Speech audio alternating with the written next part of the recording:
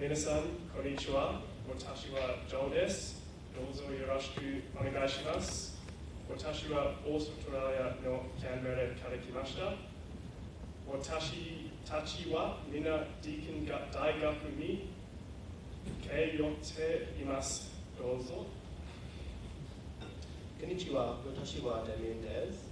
あなたたち元気と思います。すみません。私は日本語は下手です。でも練習は続きます。こんにちは。私はチェルシーです。どうぞよろしくお願いします。私はオーストラリアから来ました。趣味は読書です。こんにちは。私はザックです。どうぞよろしくお願いします。私はオーストラリアから来ました。こんにちは。私の名前はマリです。どうぞよろしくお願いします。私は21歳です。私はオーストラリアのジロングから来ました。日本は綺麗ですね。これからプレゼンテーションを始めます。こちらを見てください。This presentation is addressed to Yoichi Suzuki from Wake Up Japan. Thank you, Yoichi. So Wake Up Japan is a young not-for-profit organisation founded and directed by Yoichi. They aim to provide education surrounding important social issues in Japan to pursue change for the better. They have 150 volunteers, most of which are full-time somewhere else with another job, so they're very limited on staff and time. And they're currently considering a plan in 2024 for ethics and sustainability project, with this including a fair trade movement, which is what our main goal is within the student community. So Yoichi has admired the fair trade movement that we have in Australia, and specifically a Deakin that we're doing. So he wants to mimic the way in which we educate individuals rather than the buying and selling of products, of their fair trade products that they do in Japan. So therefore we've provided 4 recommendations in which education and information can be received by the younger generation of Japan for this fair trade movement. Throughout this project, our process consisted of research, developing questions to ask to Yoichi and students, and then to draft and then finalise the recommendations, which will be presented in this presentation and the corresponding report. We first of all researched the general way in which raising awareness is important and how that can be achieved. So it pretty much promotes open discussion about any social justice issues which can promote solidarity within a community and therefore help with change that can assist in these social justice issues. There are general ways in raising awareness which are listed up on the screen, but we also outlined school-based strategies because given that this project is for students specifically, we believe it's important that these strategies and recommendations can be implemented in the schooling system. After researching into how we can raise awareness and how raising awareness can help, we thought it was important to understand Japan's culture and Australia's culture and how and why Japan might not be as progressive on social movements. As you can see on the screen, we've got for Japan ethnic homogeneity, cultural conservatism, emphasis on tradition and hierarchy, risk-averse society, and limited public discourse. Most of this stems from Japan's long history and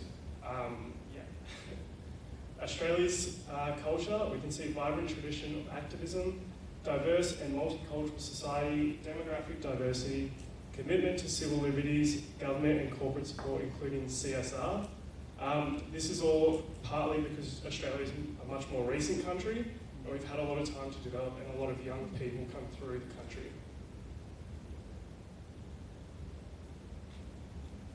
We then explored Japanese and Australian efforts in fair trade. So in regards to Japan efforts, in recent years the sales of products certifying as fair trade in Japan has grown steadily. In 2021, sales reached around 16 billion Japanese yen, Key certified products also do consist of coffee, tea and cocoa, which is quite similar to Australia.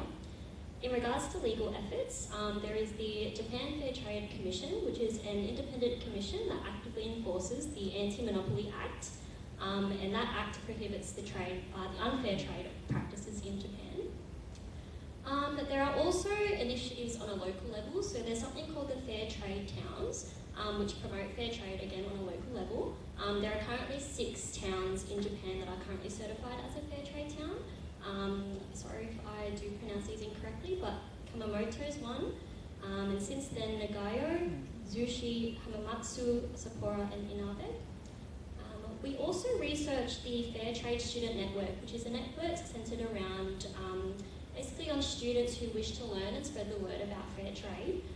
We did a survey on the Fair Trade Student Network, and we engaged with the former president and 3 additional other members to gain further insights into their initiatives. We found that the Fair Trade Student Network focused on building relationships with organisations, such as student organisations at universities. They also hold lots of activities to engage younger people and students, such as lectures at universities. They play online fair trade games as well, engage students through social media as well. One of their bigger events is the Fair Trade Summit, which they invite pretty much 100 students across all over Japan who are interested in fair trade. They talk about fair trade issues experienced by students and then share their ideas on how they can help. And lastly, there is an absence of a structured school curriculum in Japan on the education of fair trade practices. However, we did conduct an interview with a couple of Musashi universities, and it was revealed that a lot of them did have a basic understanding of what fair trade means, generally through word of mouth or through fair trade campus activities or through social media. In regards to the Australian efforts, Fair Trade Australia and New Zealand, or Fair Trade ANZ, which I would probably refer to them as, operates as a not-for-profit collaborating with businesses, consumers and advocates to champion fair trade and improve conditions for farmers and workers globally and nationally. To really understand how Australia is tracking, I think it's important to understand how the world is tracking. So I do have some stats which have been pulled from the Fair Trade ANZ 2020 annual report. So there was 171 million farmers and workers involved worldwide. Fair trade producers operated in 75 countries and territories, and there were 35,000 fair trade products available globally. Now, turning back to Australia and New Zealand, which we tend to be paired together, they are our sister, have contributed to the following ways, based on the same Fair Trade ANZ annual report. We had over $4 million in fair trade premium in Australia and New Zealand. We also had over 3.3 million kilograms of fair trade coffee. Probably a million of it was through me, but that is the equivalent of 333 million cups of coffee. And we also had 978 fair trade products from Australia and New Zealand. In Australia, when a business sells a product or service, they must comply with fair trade laws and rules and regulations, which ensure businesses and customers are treated fairly and all products and services are remunerated correctly. Businesses must comply with fair trading rules and regulations to ensure fair treatment of customers and correct remuneration. The Competitor and Consumer Act 2010 establishes federal fair trading laws overseen by the Australian Competition and Consumer Commission.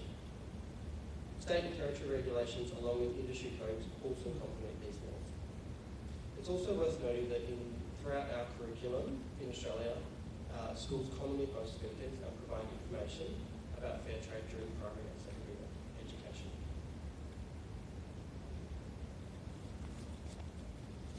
And then we took a more specific look at Japan and Australia's university efforts. So in regards to Japan, there are currently 5 universities that are certified as fair trade universities. Again, I'm sorry for the pronunciation, but these universities are Shizuoka University, Sapporo University, Hakusei University, Ayoma Gakuen University, and Chiba University. And each of these universities do have their own initiatives, and they're quite different as well. There's some just up on the board. Although these universities demonstrate positive movements towards promoting fair trade on campus, Many of their initiatives are focused on the buying and selling of fair trade products, so not so much raising awareness and social fairness. Musashi University is unfortunately yet to be certified as a fair trade university. However, there are small efforts to promote awareness on campus, with one of them being the involvement of Wake Up Japan in the upcoming Sustainability Development Goals fair on the Wednesday, 29th of November, which is coming up quite soon. So in contrast with Australia, 10 years ago there was about 8 universities that were certified fair trade university, and now only 4 remain. So those 4 that do remain still aim to provide education through promotional material and collaborations with many events, which can be seen specifically through Macquarie University and RMIT University. However, Deakin University are no longer a fair trade university. They focus on a more holistic approach to social and sustainability views and issues. The reason for this was the cost was not seen to be worthwhile based on education, likewise with the other universities that have since not been accredited with that. They're rather committed to a set of sustainability targets with end goals in 2030. And this highlights the fact that a university doesn't have to be accredited in order to promote sustainability products and education, although Deakin are still pushing in a way to ensure that sustainability products are still being achieved throughout the university. Based on our research effort, we have formulated a four-recommendation strategy process, which we believe will assist the goal of Wake Up Japan by spreading the fair trade word throughout Japan. Wake Up Japan's participation in the Sustainable Development Goals Fair presents a prime opportunity to advance fair trade awareness using, yes, you guessed it, social media, which has been a common theme throughout all of the groups so far. We are recommending Line, Twitter and Instagram. Although Wake Up Japan's proposed project was to commence in 2024, utilising this event to showcase fair trade and educate students on ethically sourced products is a strategic move. Our social media recommendations are based around Line, 95 million monthly users, which equates to 77% of Japan's population. Twitter, or X, with 67.5 million users, it equates to 54% of Japan's population, and it especially appeals to a younger demographic. And Instagram, boasting 45.7 million users, which is 37% of Japan's population, targets a younger audience, making it pivotal for fair trade messaging. Benefits of social media, the engagement metrics provide insights into audience reach over time, it's cost effective to spread the word, and you can also have a QR code, which is an all-in-one with links to all social media accounts. The limitation with this one is content will need to be relatable, relevant and frequent, but not too frequent, to keep your students engaged and interested.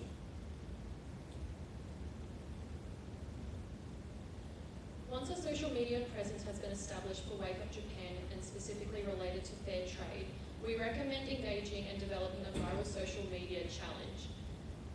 Some of you may have heard of the ALS Ice Bucket Challenge, which was initiated in January of 2014, and within 6 weeks of its release, it had 17 million posts and had raised $115 million for the cause. It also increased the US National Institute of Health's funding, where it was $49 million in 2015, and due to its increased popularity and importance, it is forecasted to fund $220 million next year. The benefits of this recommendation is that it is going to be a low-cost option for Wake Up Japan, and it has low maintenance costs as it uses social media platforms to reach people across Japan, especially youth. It has a large reach which is beyond geographic barriers, which other suggestions may incur, and it puts the power into the hands of the public to raise awareness about fair trade rather than keeping it with Wake Up Japan and Yoichi. However, it is important to note that success in developing a viral social media challenge is not ever going to be guaranteed, and therefore we recommend utilising marketing and student contacts that are happy to volunteer their time to try and develop a challenge that is seen to be viral amongst the intended audience of youth in Japan.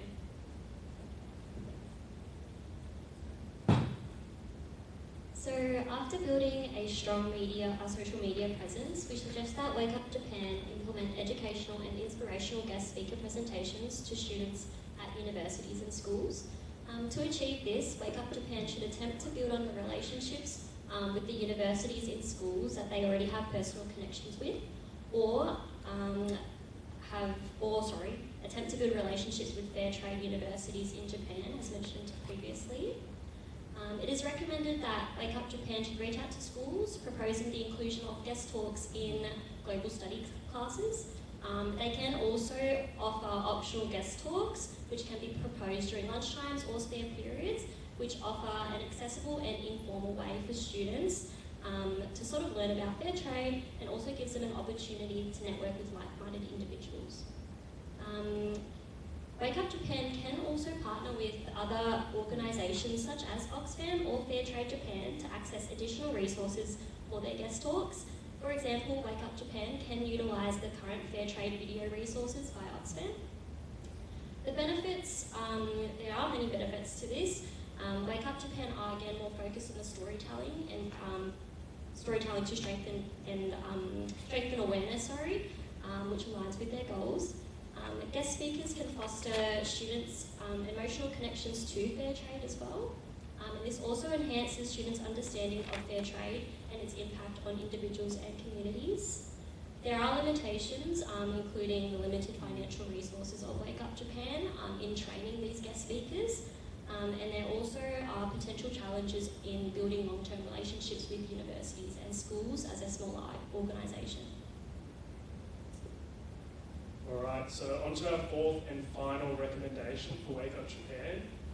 We have guerrilla marketing. So guerrilla marketing is something that is very popular in Japan and has been so since the early 2000s. In particular, tissue packets getting handed out at train stations and high communal spaces. And often they just have a little bit of marketing and just a little bit of a phrase. For example, we put together a bit of a mock-up that Yoichi could use with Wake Up Japan to promote fair trade. Surprisingly, they have quite a good reach as well. About 70% of people that receive these tissue packets will actually read the advertising on it. And during COVID, it was actually face masks that were getting handed out and people reading the messages on those. Overall, quite cheap as well. So each tissue packet can be about 3 yen, so 3 cents, up to 300 yen, $3.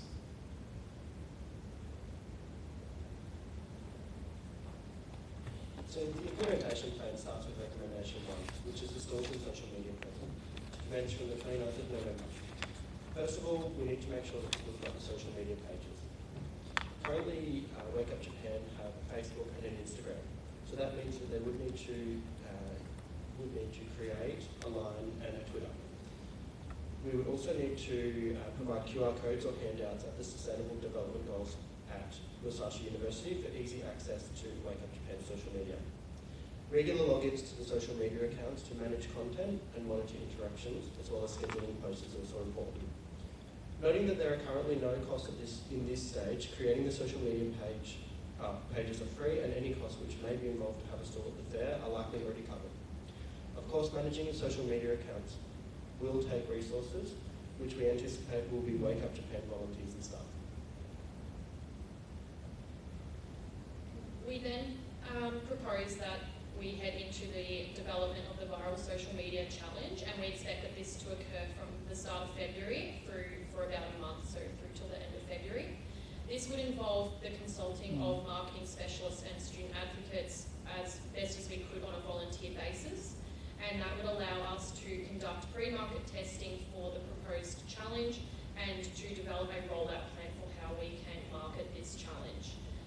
As I said, we hope that this would be on a volunteer basis, and with using social media platforms, there's no expected startup costs for this challenge, or very minimal at least. Then from the beginning of March, for about 2 months, so through to the end of April, we propose the rollout of this challenge.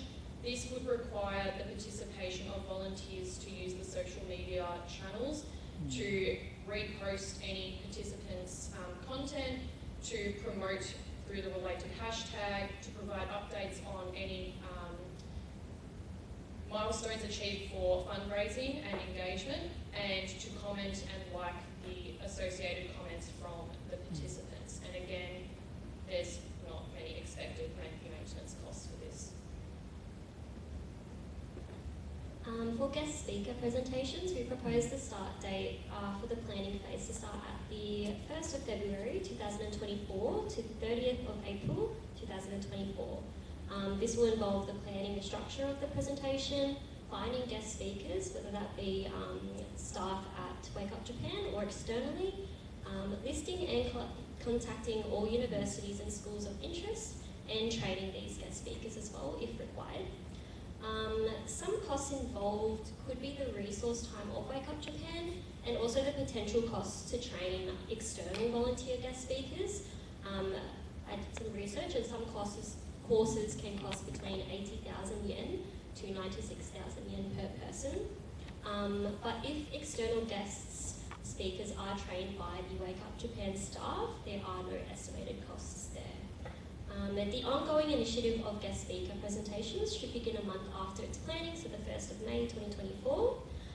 This will involve initiating guest speaker presentations at various universities and schools, attempting to build long-term collaboration and partnership with these universities and schools, and measuring the success of these presentations through post-event surveys and student attendance as well. Again, in the ongoing initiative phase, the resource time of Wake Up Japan is a cost, but there are no financial costs involved. Alright, so for recommendation 4, we recommend Wake Up Japan making some prototypes on the 1st of October 2024. It'd be good to go out and test those tissue packets a little bit, see if people are interested, see if they get reading those tissues. And then, as I mentioned previously, the cost of this can be pretty cheap. You could have people from Wake Up Japan design those tissue packets, or which would be about 0 yen. And then you could have a professional which can sum up to about 100,000 yen. From the 1st of November, getting those tissues out there pretty much. So we also would recommend potentially putting a QR code on there, linking to the social medias, as without anything it's hard to gauge how well people are reciprocating to the tissue packets.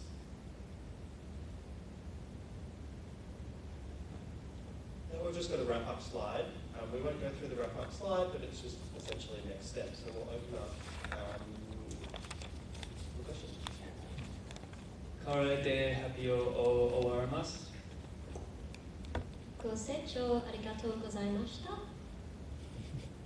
何かご質問ありますか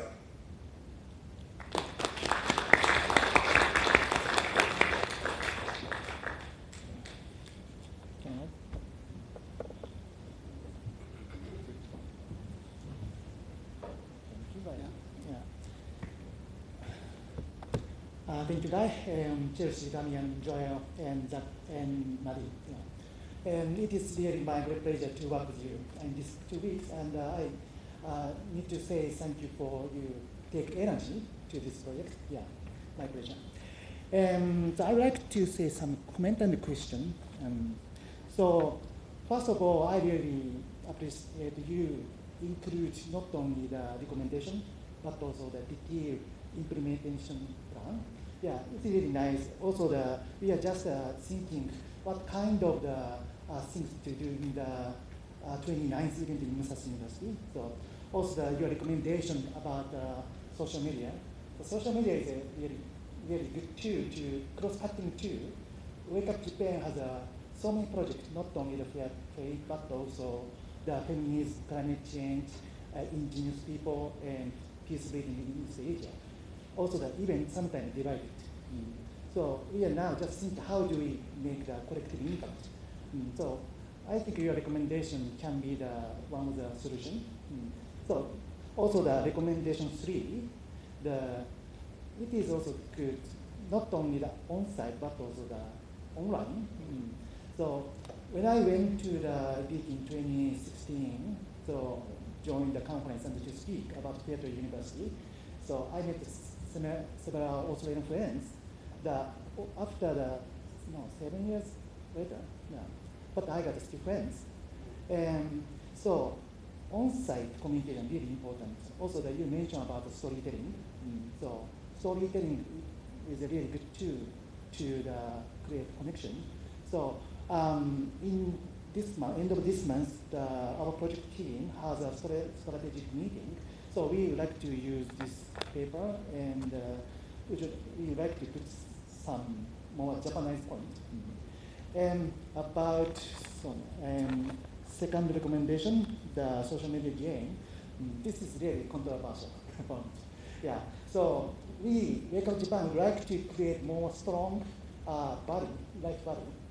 Like my Australian friends, they are ex-student in teaching, already graduated, but they still engage social justice movement.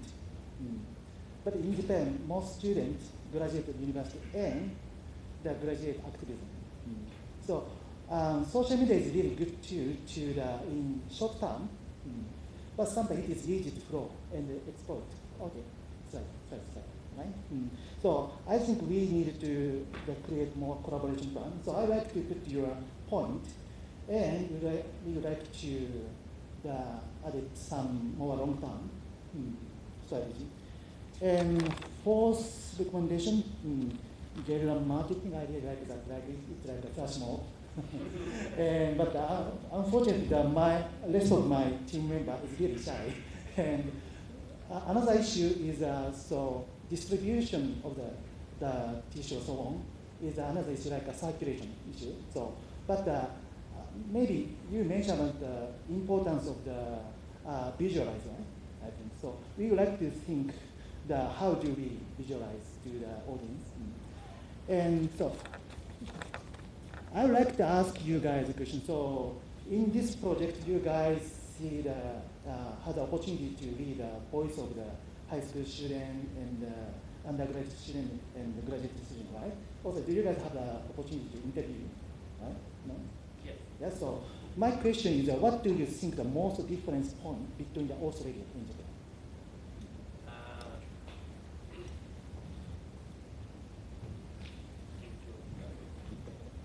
I think the biggest point for me, even discussing with May, who's in the crowd, and Miku, and a couple of others, Masashi, people might have heard the term fair trade, but they don't necessarily know what it means.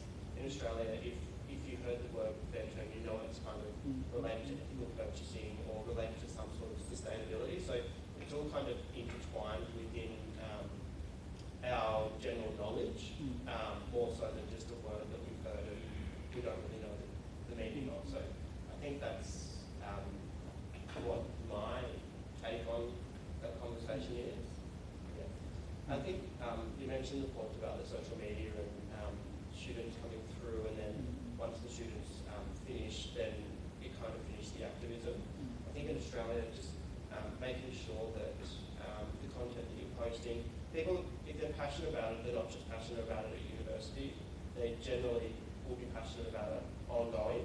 So I think just making sure that not that there's something in it for them, but just making sure that they can continue to see the vision, passion, results, others that are joining kind of naturally keeps it going, rather than just a 3 or 4 year course. And to your point about guerrilla marketing, if you need someone to come and hand it out, I'm free. I'm available and I'm free. So.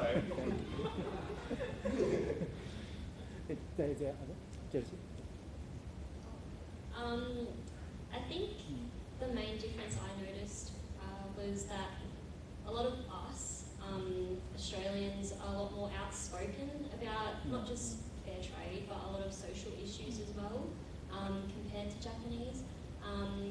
So yeah, I believe that you're very correct in regards to storytelling. I think fostering that sort of social awareness and justice in the Japanese community will really help build their awareness. They might not be so outspoken about it, but they might grow some sort of knowledge and education and a deeper understanding.